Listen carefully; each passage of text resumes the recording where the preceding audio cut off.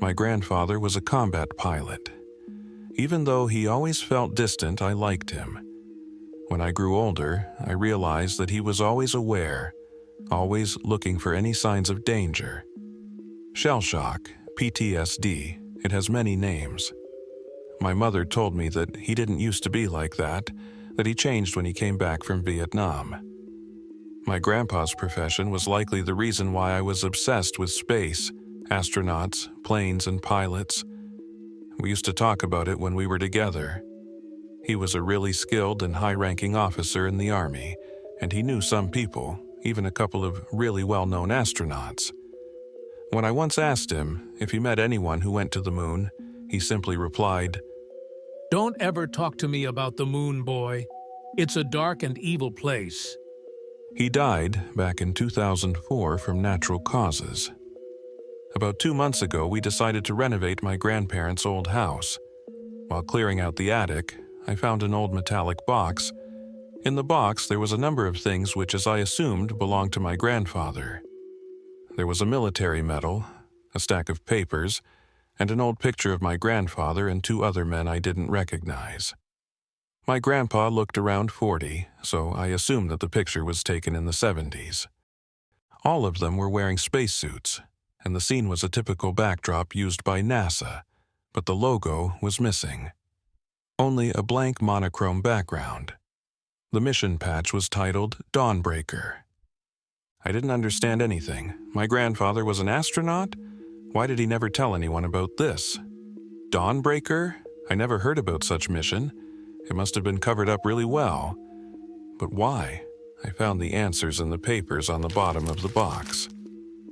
I'll rewrite the literal contents below, but I warn you that many people might find it very disturbing. My dear family, if you ever find this, I must confess something. In 1972, I wasn't in Vietnam. I wasn't supposed to tell anyone, but if you have found this, it probably doesn't matter anymore. Back in 1965, me and a handful of other pilots were selected for a non-public team of astronauts who would participate in covert missions in space for our government. We wouldn't get the glory and fame of regular astronauts, but our country needed us, and so we were there. In early 1972, we were told that for an unspecified period of time, our country had a secret satellite orbiting the moon. They never told us what it did or why it was there, just that a few weeks prior, it had crashed to the surface on the dark side of the moon for unknown reasons and that the data it carried was crucial. The government needed to recover it and thus was sending me and 2 other astronauts to reclaim the satellite's memory module. The equipment of the planned Apollo 18 mission was essentially transferred to us. From what we'd been told, the Apollo team was furious. They had a reason to be after all. It seemed that whoever we've been under was much more powerful than NASA. The whole mission was top secret, obviously. I was officially deployed to Vietnam, while in reality we underwent extensive training for the mission. After a couple of months, we found ourselves standing on the launch pad in front of this behemoth of a rocket that would take us to the moon. I was the mission commander, while Lieutenant Carver was the Lunar Excursion Module, LEM pilot, and Lieutenant Ackerman was the Command/Service Module, CSM pilot.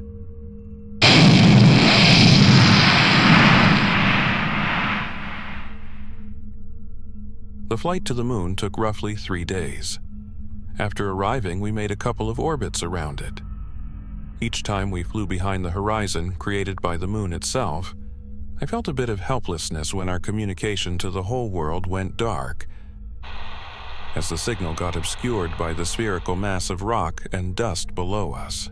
The dark side of the moon was nothing like the light side, which we see on almost a daily basis.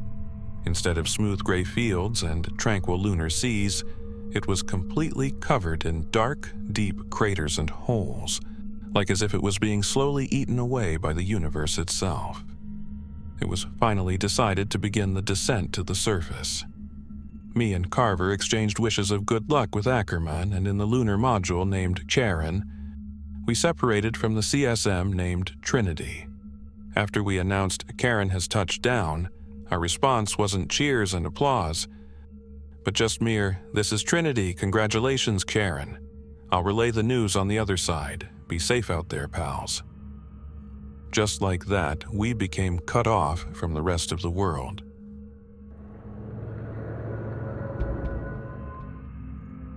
Ackerman was our only link.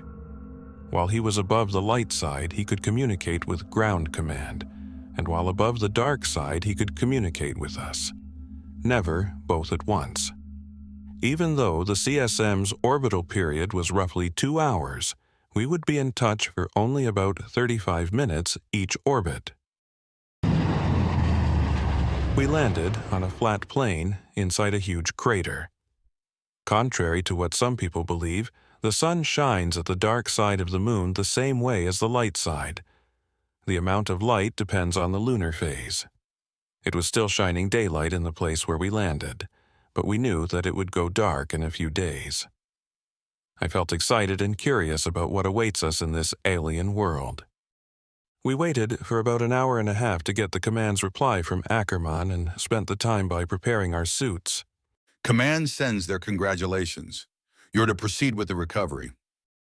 Everything was dead silent as I stepped on the surface of the moon. I tried to think of something excessively inspiring to say, but that those times were already over. With Carver, we assembled the rover, and after planting our flag next to our spacecraft, we drove off. As we drove across the surface, I saw what I thought was a flash, like a glare reflected by something metallic in the far distance.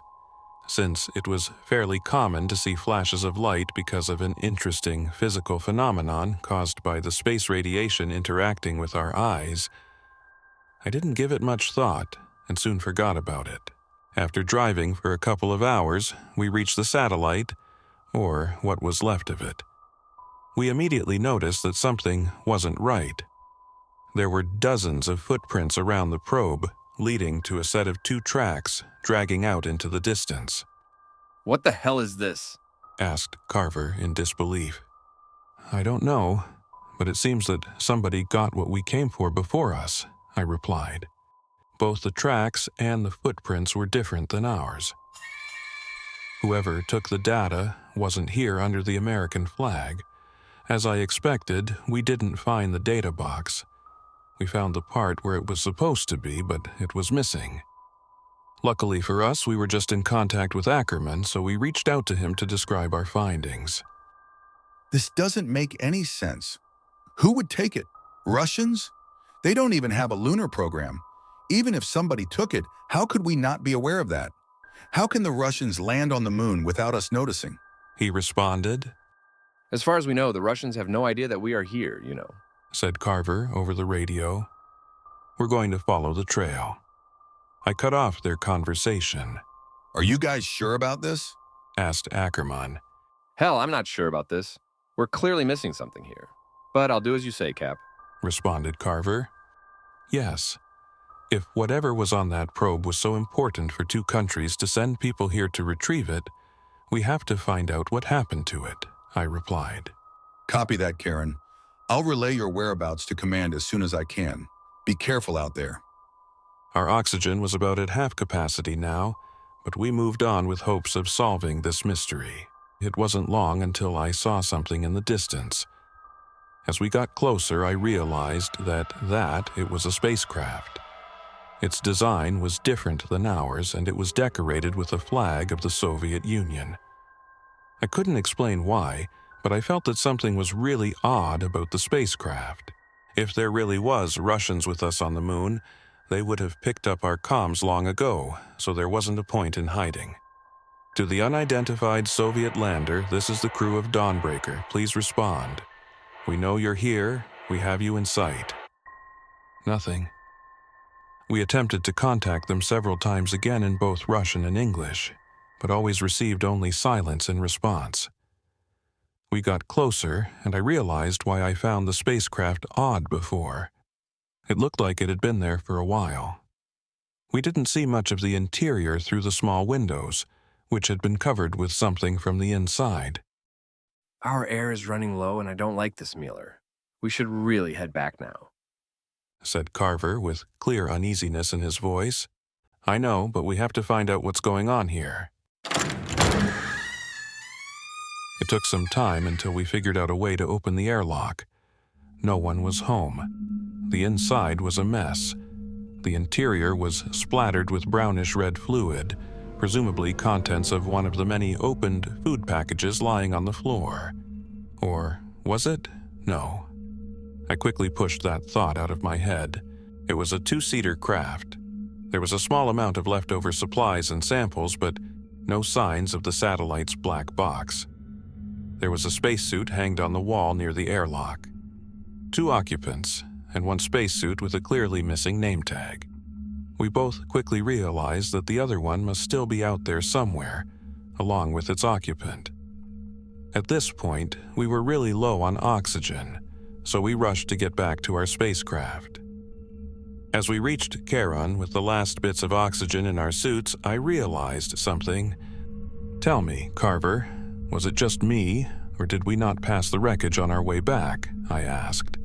Fuck, don't even mention it. It wasn't there, that's right. We shared our intriguing discovery with Ackerman later, and he was as surprised as was Command when he informed them in turn. That night, I took watch for the first 4 hours. It wasn't really a night, since the sun was still shining, but for the sake of timekeeping, we referred to the time when we slept as night. When it was finally my turn to sleep, I had a dream about following the flash that I saw the previous day. I walked on and on until I found the same spacesuit from the Russian craft just lying there in the dust. The limbs were twisted and contorted in gruesome ways, but it was clear that someone, or something, was inside that suit. I approached and slowly began opening the sunshield that obscured the inside of the helmet. I looked in terror as I saw the inside. It was my face, covered with brownish-red blood. In place of eyes, there were only 2 gaping holes. The next day, we started picking up something on an unused channel of our radio. It was a faint signal coming from somewhere in the crater. We tried to patch it to the speakers, but it didn't make any sense. It was just a repeating sound resembling a person vocalizing the sound of a single letter or vowel, but stretched to about 3 seconds, followed by equally long pause.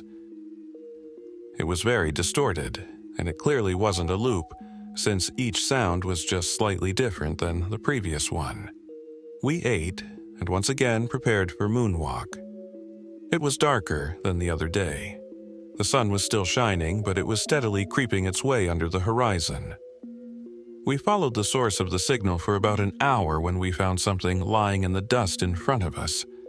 I tensed as I looked closer and found out what it was. It was a spacesuit, the same as the one in the Russian lander. Well, it looks like we found our missing friend, said Carver with disbelief. I didn't say anything. I simply jumped off the rover and slowly, silently approached the suit. What are you doing, Miller? Continued Carver. Just as I was about to open the sunshield with my shaking hands, the suit came alive and grabbed my hand. With the sound traveling through our suits, I heard a weak "pomogite," meaning help in Russian. We carried him to our lander. The patch on his suit revealed his identity as Tarkov. He was in shock and hypoxic. I don't know how long or why he was just lying there, but he was lucky to be alive. For the next couple of hours, he fell in and out of consciousness. He eventually woke up. Our Russian was bad, but luckily, he spoke English enough for us to understand each other. He didn't remember why he was there, what had happened to him and his crew, or what his mission was. When I looked out of the window, I realized that our flag was gone. There were no footprints. It looked like as if it simply vanished. At this point, each one of us was really concerned, and we asked to terminate the mission. The command refused, explaining that the recovery of the satellite's data was of paramount importance. We decided to continue our search tomorrow and went to sleep. I again had the same nightmare as the day before. I woke up terrified and drenched in sweat. I saw Tarkov standing by the window and looking out. He then walked over to Carver and just stood there, looking at him while he slept for about a minute or two. Silently, I asked him, "Tarkov, what are you doing?" But he just mumbled something like, "them," or "when," and lied down. I didn't sleep for the rest of the night, and I kept an eye on him, but nothing interesting happened. The next day, we found a picture or a map of the crater we were at in a pocket in Tarkov's suit. There was a point a few miles from where we were that was marked with a cross. Tarkov didn't know what was there, but I soon realized that it was right in the direction where I saw the flash on the first day. We had to check it out. Me and Carver later took off and headed towards this mysterious target, while Tarkov stayed in the Charon. In reality, our rover had enough power to carry all three of us, but I insisted that it didn't, and that he should stay behind. "I don't trust this guy," I said to Carver after I was sure that Tarkov was out of range of our short-range radio. We land on the moon. We don't find the box, and suddenly the probe is gone. Then we find a supposed-to-be dead Russian who doesn't remember when was the last time he took a shit. And now we're heading towards an inconspicuous place that was marked on his map he knows nothing about. You bet I don't trust him. Hell, I don't trust a single step I take in that direction," he replied. "What are we going to do with him?" he asked later. "I don't know yet, but we can't take him with us. Neither the LEM or CSM is built for an extra passenger, you know that," I responded. "And I'm afraid he knows that too," replied Carver. The sun was setting. After driving for a while, we reached something that puzzles me to this day. Right there in front of us was something I can only describe as a three-sided pyramid. It was about 10 feet tall, and its surface was completely smooth and black as night. "What in the world is this?" asked Carver with a shiver in his voice. We walked around it and took pictures. "What the fuck?" I suddenly heard through my radio. I turned around and saw Carver frozen in place, staring at something. There, in the remaining faint light, was a spacesuit about 20 feet away from us. I recognized the missing name patch and realized that it was the suit from the Russian spacecraft. It was standing upright on its feet. The sunshield was open to reveal a sight that terrifies me to this day. It was empty. The suit was empty, but it was standing upright. I came back to my senses after I heard a crackling noise coming from my radio. "You don't belong here." It spoke in a low, deep, distorted voice. Then, out of nowhere, I was blinded by an intense flash of light. When I recovered, the thing was gone. "Carver, are you all right?" I asked. He was silent at first and then replied, "Man, fuck NASA, fuck the Army, fuck the satellite, fuck this whole mission. I want to get out of here now." Without any debate, we ran to the rover and drove off back to Charon. When we came back, the sun had already fallen below the horizon, and it was almost completely pitch black. The airlock was open, and Tarkov was standing in front of the module in his suit. Damn it. In the rush, we completely forgot about him. I approached him and started, "Listen, Tarkov, there is something you—" I stopped when I noticed that he was holding something behind his back, but it was too late. He swung and struck me with a sharpened rod. I hit my head on the inside of my helmet and, dazed, fell to the ground. When the ringing in my ears stopped, I saw him and Carver fighting in the dust. I stood up and thrown myself into Tarkov, propelling us both a dozen feet away. Before I was able to stand up again, he was already on top of me. We struggled, and just as he got grip on the lever that was used to release my helmet, I struck his head with a sharp rock. His visor cracked, and while his air was slowly escaping his suit, I picked myself up and grabbed the rod. It was already stained with blood. He lunged at me, but I stabbed him in the chest. He then fell on top of me, and when our helmets touched, he spoke as the last of his air was pulled out from his lungs. "He is not your friend. Follow the voice." I picked myself up and walked over to Carver.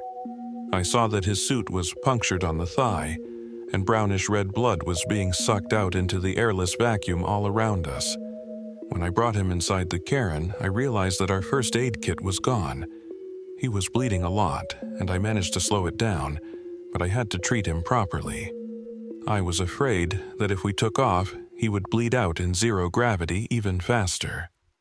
There was a med kit in the Russian thing, wasn't it? he said.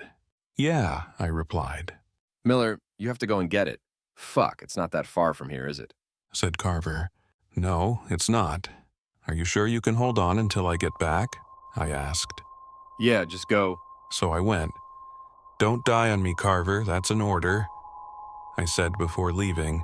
As I said, it didn't take long until I reached the Russian lander, but it felt like ages. Throughout the whole journey, I waited for something to jump out of the darkness around me. I wasn't surprised when I saw that the suit that was previously hanged on the wall was now missing, but still, I felt a shiver run down my spine. I took their medkit and headed back as soon as I could, but I couldn't stop thinking about Tarkov's last words. He is not your friend. Follow the voice. I kept repeating inside my head. I then switched the channel on my radio to the one we heard the incomprehensible noise on. It was still on.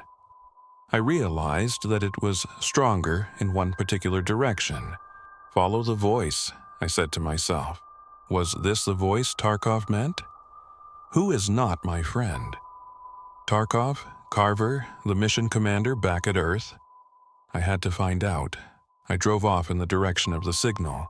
After driving for at least 15 minutes, I reached a small crater about 30 feet in diameter. With my headlight on, I immediately saw that something was inside, but I couldn't recognize it yet. I stepped over the edge and walked into the crater and switched my light to full intensity. I stood there, paralyzed with raw terror for what felt like hours. There was a rectangular block of the same material as the pyramid in the center of the crater. A body was lying on top of it. Its limbs were contorted in the most twisted and gruesome way possible. His eyes were missing, and in their place were only 2 gaping holes. It was Carver. There was a small box stuffed inside his mouth. It was the black box from the satellite. I took the box and ran out of there as fast as I could. Carver was dead. If Carver was dead, who was the Carver I left in the Karen? He is not your friend, was the only thing I had on my mind the rest of the way back. When I returned, Tarkov's body was gone, but Carver was still there, lying, bleeding. But it wasn't Carver. What was that thing? Thank God you're back, Miller. Said Carver. Not Carver. Carver was dead, mutilated, dead. Miller, are you all right? Continued Not Carver. Yeah, I've got the kit, I replied. He couldn't know that I know. It couldn't know. I treated his wound and the bleeding finally stopped. I strapped him in and then strapped myself in. I didn't tell him that I had found the black box. I didn't tell it that I found him. With the engine roaring below us, the Karen split in half, and the crew compartment pushed us up into the void while the legs stayed planted on the lunar dust eternally. Now, I already wrote on several occasions that I had felt minutes pass as if they were hours. The ascent and rendezvous took only a bit more than a dozen of minutes, but those minutes felt like decades. I wanted to scream so loud that my lungs would break, and I wanted to vomit, but I couldn't because it would find out. I wanted to black out, but I couldn't. I had to save Ackerman. After several lifetimes, we finally docked with Ackerman and the Trinity. Throughout the whole ordeal, we kept him updated, but meeting him was different. He was scared. But I was scared even more. He didn't know that Carver was not Carver. I did know. I did unstrap first and pushed Ackerman out of the docking tunnel. I did kick Carver, not Carver, right in the face when he followed. I did close the docking tunnel behind me. What the hell are you doing, Miller? What is wrong with you? Shouted Ackerman, and slammed me to the wall of the command module. Don't open it, Mike. It's not Carver. That thing in the LEM is not Carver, do you understand? I shouted back in pain. Even though he was a battle-hardened soldier, Ackerman finally broke into tears. I floated past him over to the controls, and before I undocked the Karen, I glanced at the docking tunnel window one last time. There it was, a thing with Carver's face and body, but not Carver, staring at us, but his eyes were completely smooth and black as night itself. He opened his mouth in a way that was simply not possible for a human. and let out a loud, disturbing screech that I wish I could forget so much. In a heartbeat, it turned to dead silence as the Karen detached from the CSM and drifted into the void. Me and Ackerman didn't say a single word throughout the 3-day journey back to Earth. We were placed in quarantine for months after we came back home. Nobody ever explained to us what happened on that mission. I never learned what was on the black box. Honestly, I didn't want to know after all I experienced. But whatever was, there was apparently enough to cancel all other missions to the moon and beyond. They eventually released us and made it very clear that we're never supposed to talk about it. I never saw Ackerman from that day on. The only time I talked about him was when a pair of men in suits came to my home one day, a couple of years after the mission. Captain Miller, have you been in touch with Lieutenant Ackerman lately? One of them asked after we exchanged our greetings. No, I never spoke or heard from him since the mission. Did something happen? I replied. I'm sorry to tell you, but Lieutenant Ackerman was found dead in a nearby forest yesterday. I had to sit down. I didn't know him that well, but we spent a considerable amount of time together in training, and we lived through hell itself together, so it was more than enough for me to consider him a friend. Poor Mike. How did he die? I asked. We don't know yet, but he had multiple fractures on all of his limbs, and his eyes were gouged out. My search for the truth had finally yielded some success. Oh, where do I even start? I've mentioned that my grandfather knew some people here and there. He even introduced me to some of them, and I convinced myself to contact one such person who works at NASA. Unfortunately, he couldn't help me, but he gave me a contact for someone who possibly can. The other person didn't help me either, but they bounced me back and forth between about 10 other people, until I finally met this guy who actually knew what I was talking about. Well, I didn't meet him, only on the internet, but you get it. Obviously, I won't reveal his identity or any more information than what I'm going to write here. He wasn't very friendly when I first got in touch with him. When I asked him if he knew anything about Dawnbreaker, he almost hung me up straight away. Who told you about this? You're playing with things you don't understand, young man. Jacob Miller was my grandfather, I explained. He went silent for a few seconds. I see. I suppose we wouldn't be able to hide this forever. I can help you. Not because you asked me, but because it's time. But I warn you, there are things you don't want to know. He mailed me a flash drive, and in a very complicated way, explained to me what to do with it. The drive was actually just a dummy, and after I took it apart, it revealed a micro SD card. I don't know if I'm doing the right thing by posting it to the internet, because what you're about to read is going to give you many answers, but open even more questions. The SD card contained a transcript of what was probably an audio recording in Russian. Same as with my grandfather's message, I'll rewrite the contents below. Material hash IEM 663. Source record hash EM13 at First Dawn 1. Notes, partial transcript, roughly translated from Russian. Translator's name was illegible, as if blurred or erased. Damn piece of crap. Is it working? Oh, thank God it is. Apologize my rude introduction. My name is Leonid Ivanovich Tarkov. I was a cosmonaut on the Kamchatka station. Now, let's cut the crap and get straight to point. You know that we are here and you've been spying on us with your little stay-putnik for a while, and while I hate giving this to you, I hope you'll use this information well, because I have no other hope. In case you've really been living under a rock, I'll explain what's going on. We've been here for 2 months now. Me, Lenko, Novak, and Commander Polyakov. God bless their souls. Our station is tiny but serves us well. It is a small dome with 4 rooms, a laboratory, a storage room, machine room, and a central living area. Our purpose was to research the moon and its structure. Long before you, Americans, found out, we already knew about the crater anomaly. On every other celestial body, the size and depth of a crater vary depending on the strength of the impact, but their shape should stay consistent. But on the moon, it is not like this. The craters here are too shallow. They never extend below a certain depth. We placed this station in one particularly large and deep crater with hopes to learn more about this curious phenomenon. All was going well until we started digging. It was the 64th day of the expedition. We all gathered there to watch the result of our hard work. The drill was a true engineering marvel, designed specifically for this mission. The plan was to drill a hole as deep as we could. Ready to start rolling, comrades? Excitingly asked Lenko, our engineer. We all cheered, and after he hit the switch, the drill came to life. Silence transitioned to buzzing. Buzzing transitioned to spinning, and spinning transitioned to drilling. I was very proud of being here, doing a service to the Union, but I looked forward to returning to Earth.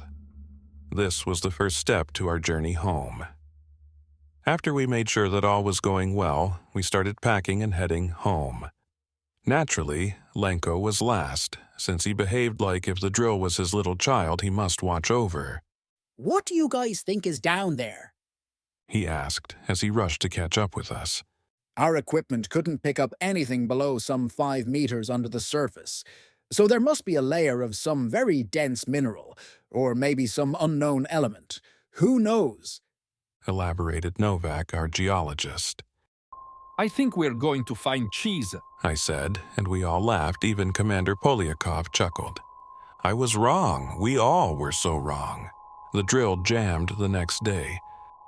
Lenko and Novak went there to elaborate, while I stayed at the base with the commander. He didn't talk much, and when he did, it was mostly to criticize someone. He was the kind of person who wasn't satisfied no matter what you did, but deep down, he cared for us, and we respected him for that. Lenko and Novak later returned with a handful of sharp black rocks and rather surprising news. As we predicted, about 4 meters below surface, there's a layer of this immensely hard black material. It is so hard, in fact, that it broke the drill head, explained Novak. So do you have any idea what it is? Asked Commander. Not yet. It might be some metastable crystalline mineral formed under high pressure, but we won't know what it is until I'll have a look at it.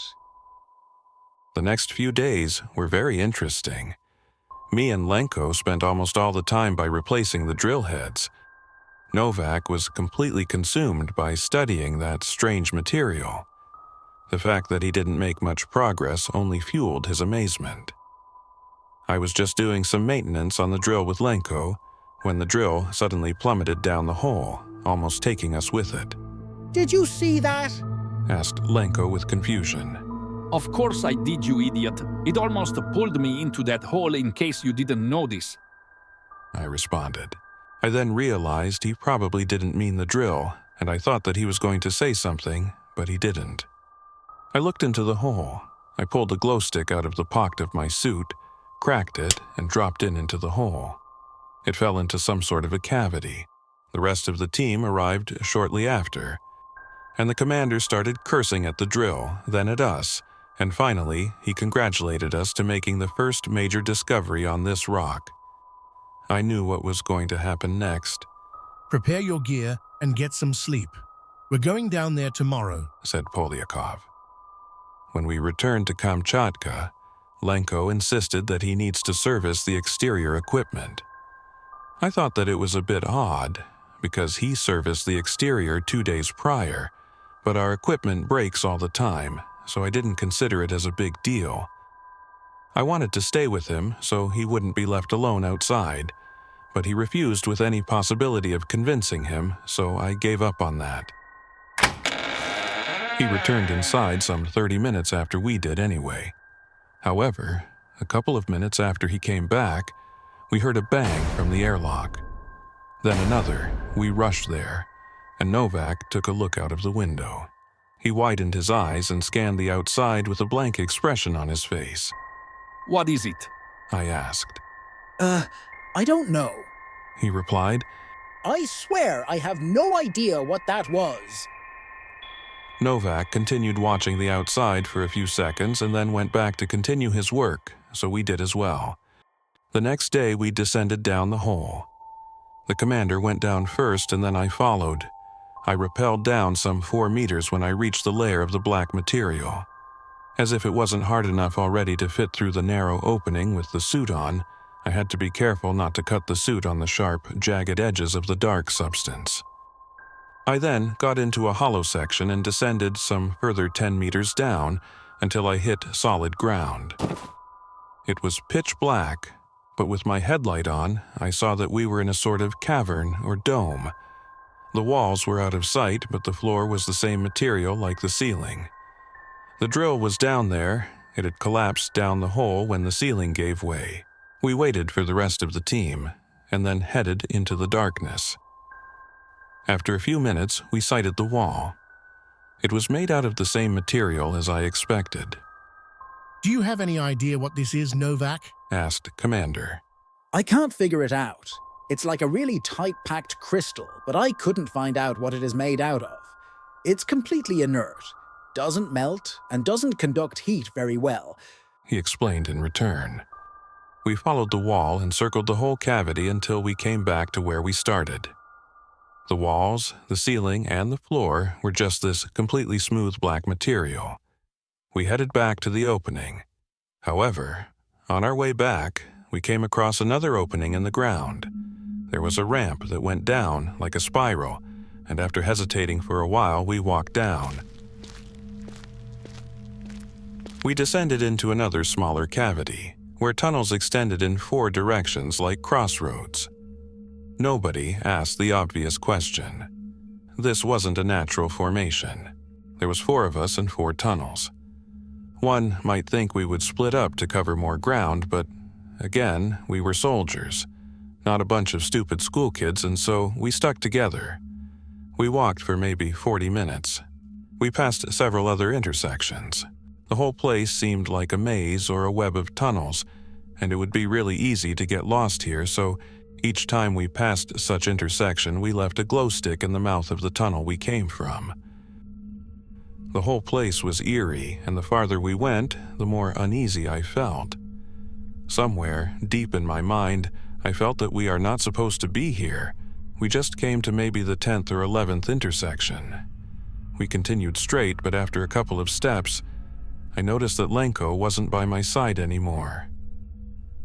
I turned back to see him looking into one of the side tunnels at the intersection. Guys, stop! I spoke to the radio. Lenko, what is it? He turned to face us and said, I don't know. Guys, I don't feel well. We need to go back. Something is not right down here. What followed happened so fast, but I felt like watching a slow-motion video. At one moment, he stood there, looking at us, but in the next moment, he was gone. Something pulled him into the tunnel. We ran back, and I wanted to follow, but a commander pulled me back. What are you doing? We can't leave him behind. I shouted. He's gone. We need to get out. Otherwise, we are all dead. He said. He was right. This wasn't our world. Whatever took Lenko was still down here with us. We needed to get out. We ran back from where we came from. Running in such low gravity was really awkward, but at least it was easier, so we didn't need to stop and catch our breath even with our heavy suits on. However, when we reached the next intersection, we stopped nonetheless. The glow stick wasn't there. As we soon learned, all of them were gone. At first, we remembered the way, but at some point, we probably took the wrong route, because we never reached the spiral ramp. We eventually reached something that seemed like a dead end. We wanted to head back when we all heard and felt a thumping in the distance. There was obviously no air, so the sound probably traveled through the ground. Novak was the first one who panicked.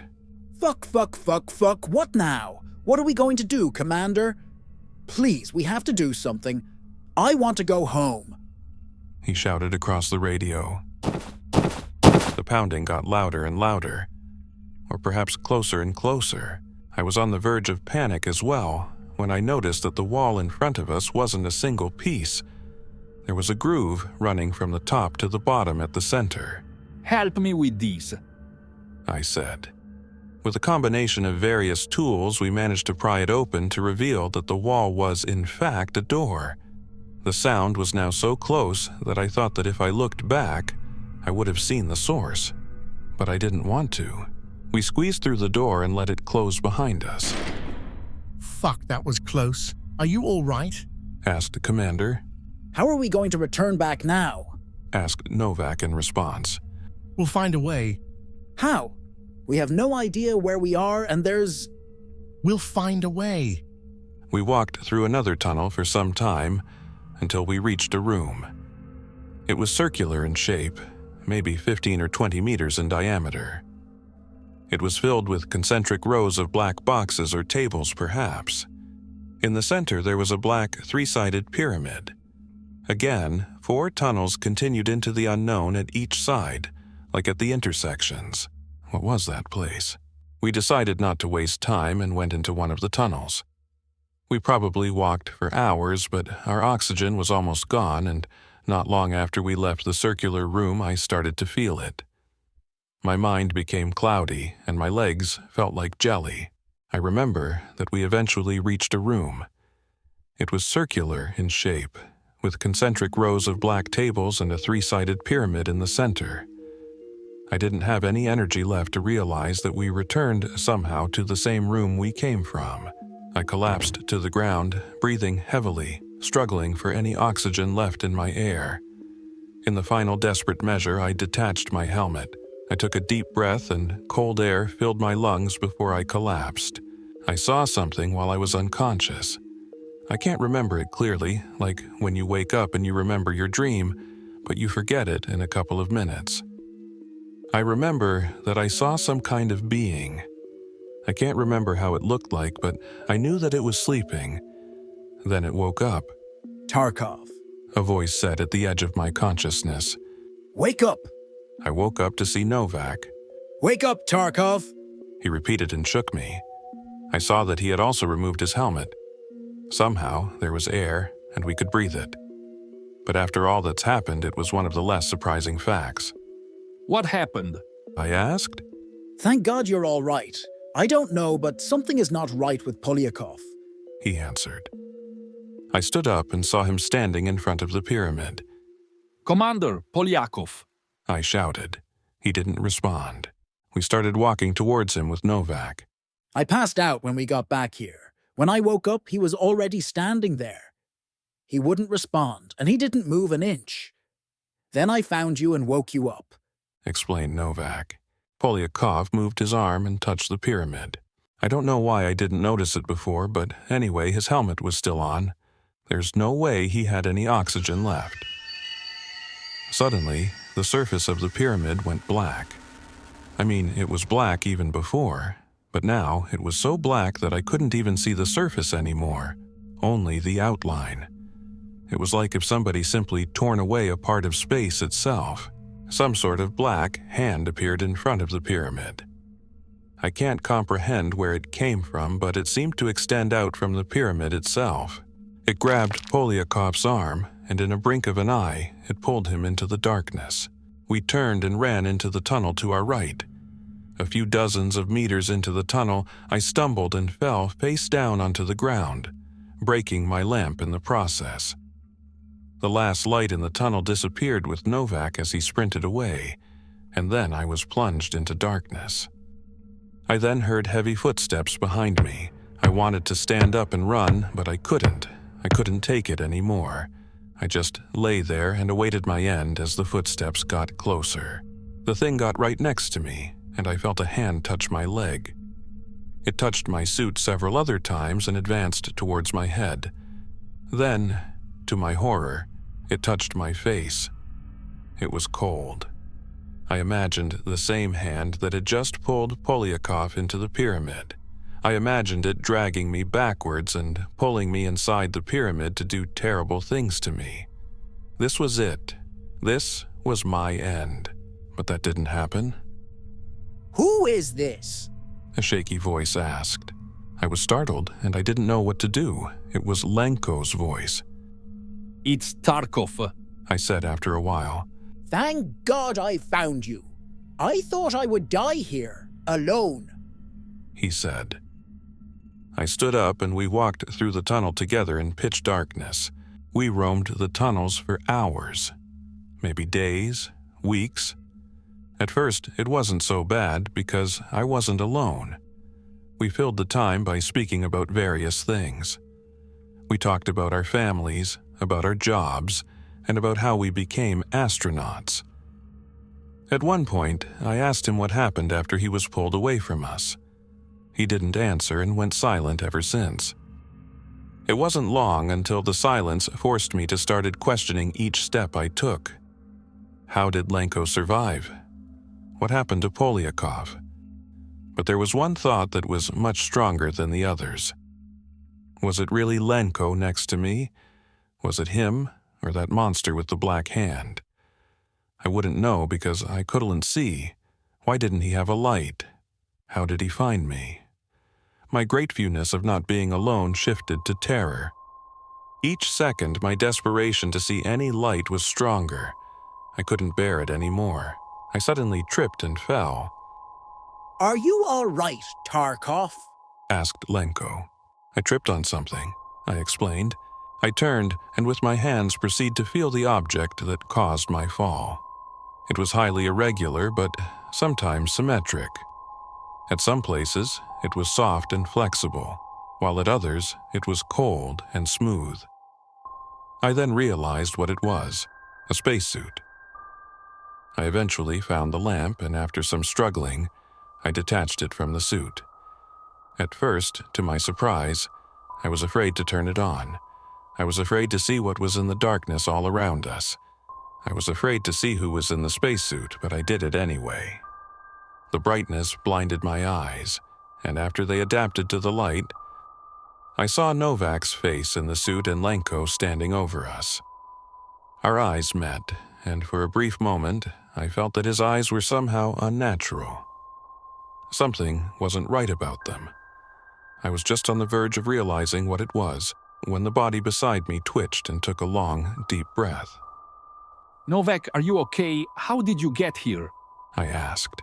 He was very disoriented. I don't remember, is that… He said and looked at Lenko. He then looked at me and we both stood up. I thought you guys were dead. He said. So did we. I answered. I was delighted to finally see a human face, but it wasn't over. We still had to find a way out. I ran as far away as I could until I realized that you weren't following me. I wanted to head back for you, but I thought that you were gone as well. I can't remember what happened next. My head hurts just from trying to think about it, explained Novak. After managing to get a closer look at him, I realized that he was looking terrible. Sick, perhaps. His eyes were red, and he was completely pale. Something was wrong with him as well. After a few hours, we decided to stop and take a break. I finally drifted into sleep. This time, I didn't have any dreams. Just pitch darkness. It was that more terrifying because it reminded me of the time I spent in the dark. I was woken up by something. It was Novak. He gestured to me to stay silent. Shh. I saw Lenko sleeping a few meters away. Tarkov, listen, he whispered. We need to go now. We need to get away from him. What are you talking about? Are you crazy? I whispered back. Tarkov, do you remember the banging back at the station? He asked. When I looked out of the window, I saw something, but at that point, I thought that my mind was playing tricks on me, so I stayed silent. He explained. In the far distance, I saw a figure standing with its back turned to us. It was walking away, but it stopped when I focused my eyes on it. It turned and looked at me. It was him. It was Lenko. Finished Novak his revelation. I took a minute to process all this. I then nodded and silently stood up. We proceeded to carefully walk away. Something was wrong with this place. Something I can't explain. People disappeared. People appeared. If what Novak was saying was true, Was the person behind us Lenko? If not, what was it? Was Novak telling the truth? Was it really Novak or something else? I couldn't trust anyone. I didn't even trust myself. It all felt so unreal, but so real at the same time. I had so many questions I didn't want answers to. I felt like I would break at this point. I felt as if the walls of the tunnel were collapsing on me, getting tighter and tighter each second. I wanted so desperately to get out. I wanted to go home. But I was so far away from home. Then I heard a voice behind me. "Are you my friend, Tarkov?" Asked Lenko. I turned to see him standing right behind Novak, who was just behind me. I didn't know what to do. Of course I'm your friend. I responded. "Good," he said. I looked in his eyes and realized what was wrong with them. They were pitch black. What are you? I shouted. "We are everything," he said in an unsettling, unnatural voice. He then opened his mouth in an impossible way and clamped around Novak's neck, engulfing his head in its throat. Novak screamed in agony, but his screams were muffled by the thing's flesh. I turned to run while I heard ear-piercing roars and screeches behind me. I was too afraid to look back, but I felt that it was getting closer. I ran through the tunnel for a while until I reached an intersection. In the center, there was a spiral ramp. My heart dropped. This could be where we came from. It had to be. I ascended the ramp, but the higher I got, the harder it was for me to breathe. I put my helmet back on and reached a big room. In the ceiling, there was a small ray of sunlight coming from a hole. I climbed out. I was finally out, but I didn't have time to celebrate. I was out of oxygen. What was left was only the air that became trapped in my suit. As I reattached my helmet, my reserves were completely out. I went to walk to the base when I froze. I dropped to my knees. The base was gone, like if it was never there. Both of our landers were there, but the base itself was gone. I crawled into one of the landers. I almost suffocated on the way, but I made it. To whoever receives this, I'm presumably the last survivor of the Kamchatka expedition. I'm sending out this transmission in case I don't make it. I think that whatever is down there was asleep for a long time, but we woke it up. The engine is warming up now, but I'm afraid I'm out of time. I can see him outside. He's getting closer.